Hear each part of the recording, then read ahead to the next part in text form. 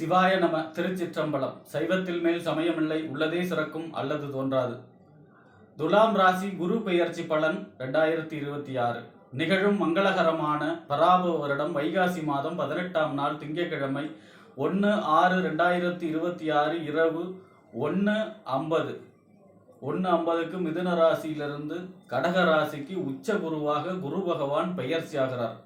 இதனால துலாராசிக்காரர்களுக்கு ஏற்படக்கூடிய நற்பலன்கள் என்ன, யோக பலன்கள் என்ன, செய்யக்கூடிய வழிபாடுகள் என்ன, பரிகாரங்கள் என்ன என்பதை பற்றி இந்த காணொளியிலே பார்ப்போம். இது போன்ற தொடர்ந்து தமிழ் மாத ராசி பலன்கள், ஜோதிட தகவல்கள் தெரிந்து கொள்ள நமது சேனல் அஸ்ட்ரோ சின்னதுரை சப்ஸ்கிரைப் செய்து கொள்ளுங்க, லைக் பண்ணுங்க, நண்பர்களுக்கு ஷேர் பண்ணுங்க. அதாவது பார்த்தீங்கன்னா நவ கிரகங்கள்ல குரு பகவான் தான் சுப கிரகம். முழு சுபர் அப்படின்னா அது குரு பகவான் தான். குரு பார்க்க கோடி தோஷ நிவர்த்தி அப்படிம்பாங்க. குரு தான் ஒருவருக்கு நல்ல வழிகாட்டியை சொல்லணும். அதாவது ஒருத்தருக்கு வாழ்க்கையில வழிகாட்டி ரொம்ப முக்கியமான விஷயம். எந்த நேரத்துல எந்த பாதையில போனா வெற்றி கிடைக்கும் அப்படின்னு சொல்லக்கூடிய அந்த வழிகாட்டிய சொல்லக்கூடிய கிரகம் ஒருவருக்கு குரு நல்லா ஜாதகத்துல நல்லபடியாக இருந்தா மட்டும்தான் அவருக்கு நல்ல வழிகாட்டி அமையும். பொன் பொருள் சேர்க்கை, ஒருவருக்கு சேர்க்கக்கூடிய பொன் பொருள், எவ்வளவு பணம் அவர்கிட்ட இருக்கும், பணம் எவ்வளவு தூரம் அவர்கிட்ட சேரும், அதெல்லாம் சொல்லக்கூடிய கிரகம் குரு தான். புத்திரகாரகன், அதாவது அவருக்கு குழந்தை எப்படி இருக்கும், குழந்தை எத்தனை குழந்தை இருக்கும், குழந்தையால் இவருக்கு நன்மை ஏற்படுமா, கௌரவம் ஏற்படுமா, இல்லை அவமானம் ஏற்படுமா, இது எல்லாமே பார்த்தீங்கன்னா குரு பகவான் தான் சொல்லணும். ஒருத்தருடைய கௌரவம், நீதி நேர்மையோட வாழக்கூடிய கௌரவத்தை சொல்லக்கூடிய கிரகமும் குரு தான்.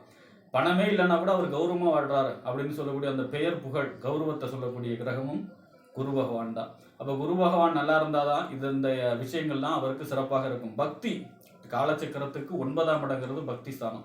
இந்த பக்திக்கு உரிய கிரகம், அதாவது தனுசுக்கும் மீனத்துக்கும் அதிபதி குரு தான். அதனால காலச்சக்கரத்துக்கு 9க்கும் 12க்கும் அதிபதி. பக்தி, இறைவன் மேல பக்தி செலுத்தி அதன் வழியாக முக்தி அடையக்கூடிய வழி என்ன அப்படின்னு சொல்லக்கூடிய கிரகமும் குரு பகவான் தான். ஆக குரு பகவான் அப்படிங்கிறது ஜாதகத்துல நாடி கான்செப்ட் படி பார்த்தீங்கன்னா லக்னாதிபதியே குருவாக தான் எடுத்துக்குவாங்க. அவ்வளவு சிறப்பு வாய்ந்த கிரகம் குரு பகவான் தான். குரு பகவான் தான் ஜாதகத்துல 2, அதாவது ராசிக்கு 2, 5, 9, 7, 11 வரும்பொழுது குருபலம், வியாழ நோக்கம், ராஜபார்வை இதெல்லாம் இருக்கு. சுபகாரியங்கள் அனைத்தும் சிறப்பாக தடையில்லாமல் நடக்கும் அப்படின்னு சொல்றதுக்கு இந்த குரு பார்வை தான் சொல்லப்படுகிறது. ராஜபார்வைன்னு சொல்லப்படுகிறது, வியாழ நோக்கம்னு சொல்லப்படுகிறது. இந்த பராபவ வருடத்துடைய ராஜாவே குரு தான்.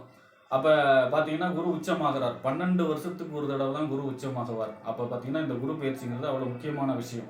அப்போ பார்த்தீங்கன்னா உலகத்துக்கு நன்மைகள் நடக்கும். அந்த போலிகள் ஒழிந்து நேர்மையான விஷயங்கள், நியாயமான விஷயங்கள் எல்லாமே சரியாக நடக்கும். அப்போ பார்த்தீங்கன்னா இந்த குரு பகவான் துளாராசியை பொறுத்த வரைக்கும் உங்கள் ராசிக்கு 3ஆம் இடத்து அதிபதி.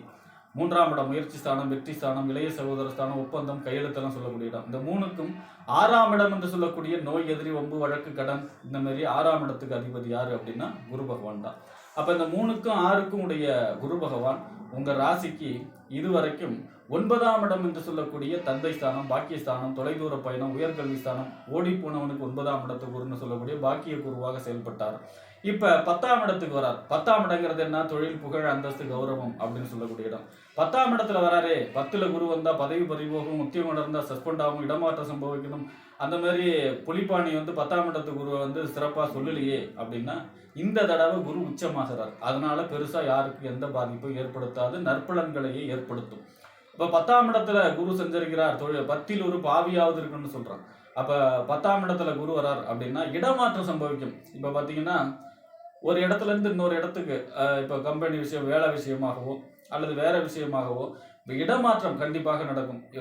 இந்த 10ஆம் இடத்துல குரு வந்தா உடனே இடமாற்றம் நடக்கும். அதுதான் நடக்கும், வேற ஒன்றும் பெருசா பாதிக்காது. அதே போல பாத்தீங்கன்னா 10ல குரு வரும் பொழுது உங்களுக்கு நன்மைகள் அதிகம் இருக்கும். 3ஆம் இடத்து அதிபதி 10ல இருந்தாருன்னா தொழில் சம்பந்தமான புதிய ஒப்பந்தங்கள், தொழில் சம்பந்தமான புதிய வாய்ப்புகள், வெற்றி, எந்த காரியத்திலும் வெற்றி, தடை தாமதம் இல்லாமல் வெற்றி கொடுக்கக்கூடிய அமைப்பாக இருக்கும். 6ஆம் இடம் வேலை, உத்தியோகம்.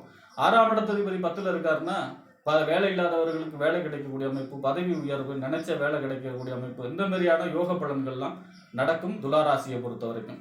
சரி, குரு எங்க இருந்தாலும் அவரு தான் இருக்கிற இடத்துல இருந்து 5ஆம் இடம், 7ஆம் இடம், 9ஆம் இடத்தை பார்ப்பார்.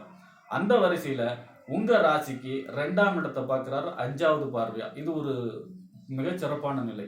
ஏன் அப்படின்னா துலா ராசிக்கு 2ஆம் இடங்கிறது வாக்கு, தனம், குடும்பம், வருமானம் அப்படின்னு சொல்லக்கூடிய 2ஆம் இடத்தை பார்க்கிறாரு.